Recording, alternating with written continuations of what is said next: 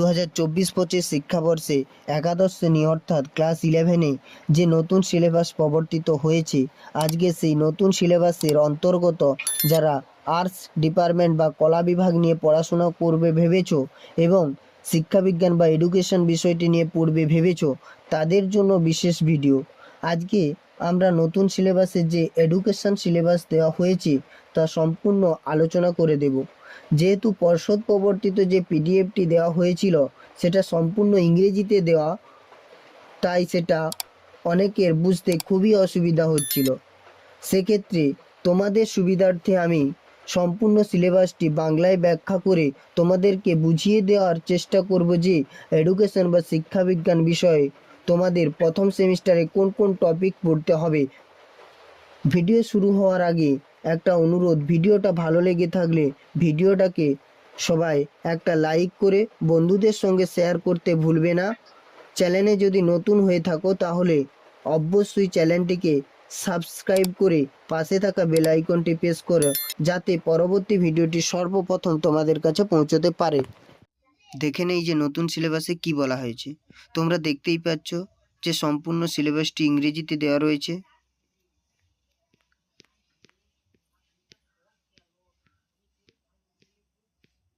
তোমাদের বোঝার সুবিধার্থে সম্পূর্ণ সিলেবাসটি বাংলায় ব্যাখ্যা করা হলো।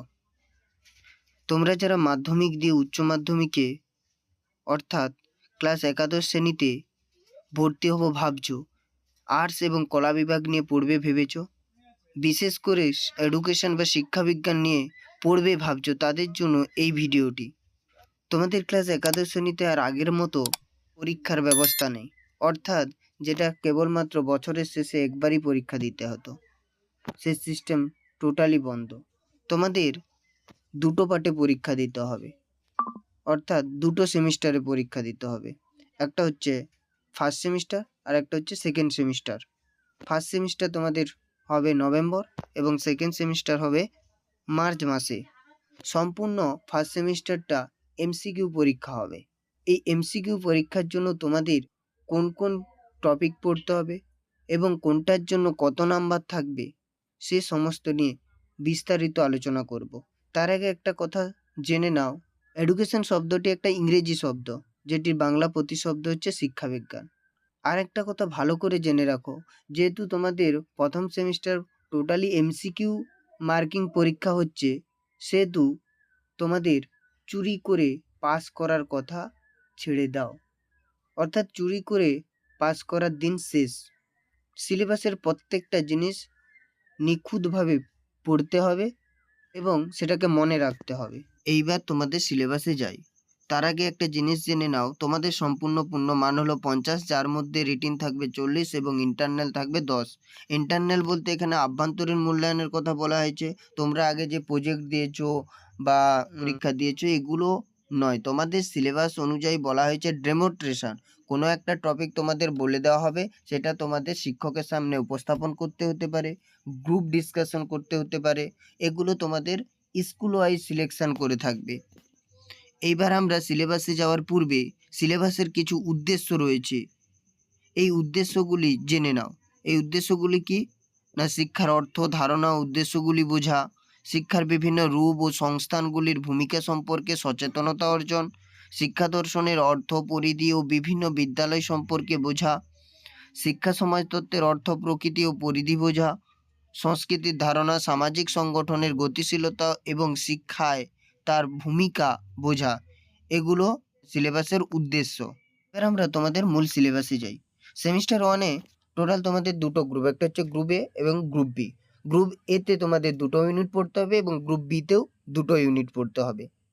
গ্রুপ এর জন্য থাকছে 20 নম্বর এবং গ্রুপ বির জন্যও থাকছে 20 নম্বর। এই টোটাল তোমাদের 40 নম্বর। এবার গ্রুপ এ নিয়ে আলোচনা করছি। গ্রুপ এর মূল বিষয় হচ্ছে শিক্ষার পরিচিতি বা শিক্ষার ধারণা।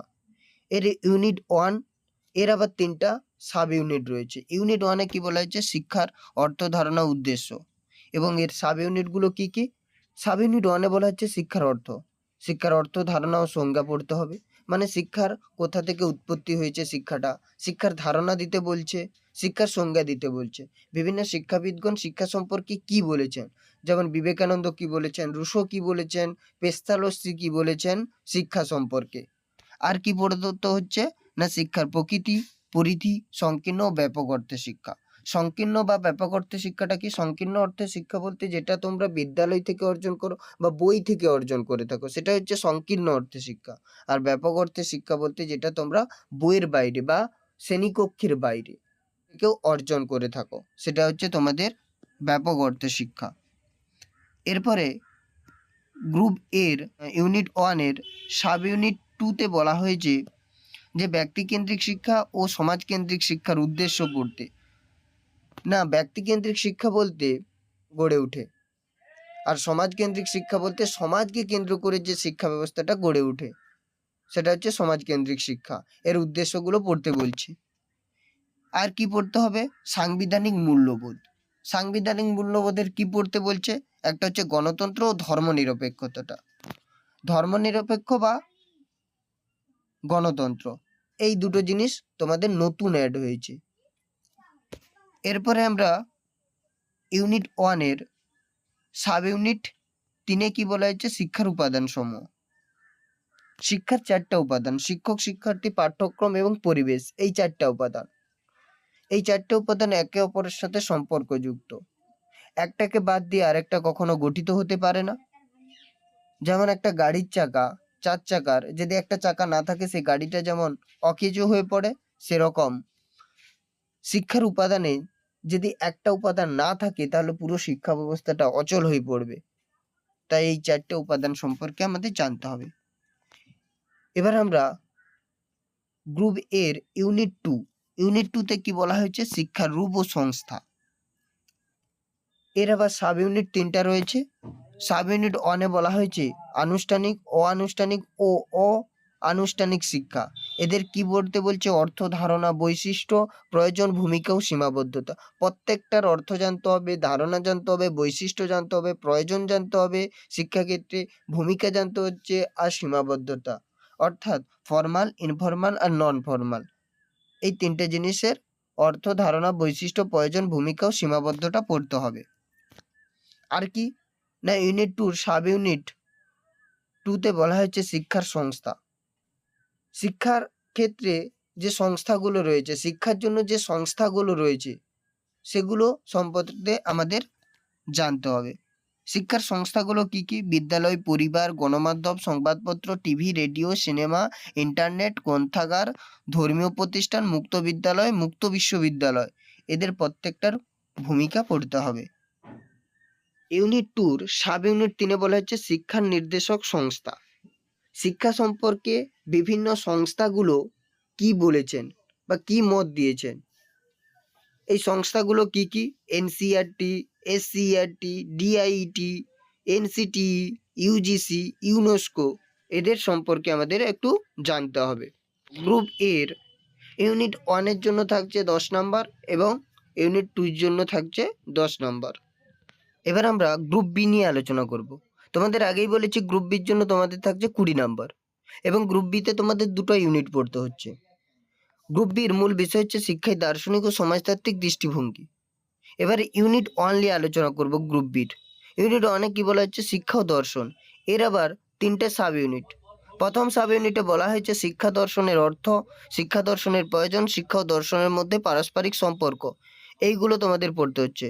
সাব ইউনিট 2তে বলা হয়েছে ভারতীয় দর্শনের শাখাসমূহ, আস্তিক ও নাস্তিক, ন্যায়, বেদান্ত, বৌদ্ধ, ইসলামিক। এদের মূলনীতি ও শিক্ষাগত প্রয়োগ। প্রত্যেকটার মূলনীতি ও শিক্ষাগত প্রয়োগ পড়তে হবে, মানে শিক্ষাক্ষেত্রে কি প্রভাব ফেলছে সেটা পড়তে হচ্ছে। আর কি পড়তে বলছে? বিশেষত মেটাফিজিক্স, এপিস্টেমোলজি আর এক্সোলজি, এগুলো পড়তে বলেছে। সাব ইউনিট 3তে বলা হয়েছে পাশ্চাত্য দর্শনের শাখাসমূহ, আদর্শবাদ, বাস্তববাদ, প্রকৃতিবাদ ও প্রয়োগবাদ। এদের মৌলিক নীতি ও শিক্ষাগত প্রয়োগ। মানে বলছে যে প্রত্যেকটার মৌলিক নীতি ও শিক্ষাগত প্রয়োগ পড়তে, মানে শিক্ষাক্ষেত্রে এদের কি প্রভাব সেটা তোমাদের পড়তে বলছে। এবার আমরা গ্রুপ বির ইউনিট 2তে চলে যাচ্ছি। ইউনিট 2তে শিক্ষা ও সমাজ। এর আবার সাব ইউনিট 3টা রয়েছে। প্রথম সাব ইউনিটে বলা হচ্ছে শিক্ষা ও সমাজতত্ত্বের অর্থ, শিক্ষা সমাজতত্ত্বের প্রয়োজন ও শিক্ষা ও সমাজতত্ত্বের মধ্যে সম্পর্ক।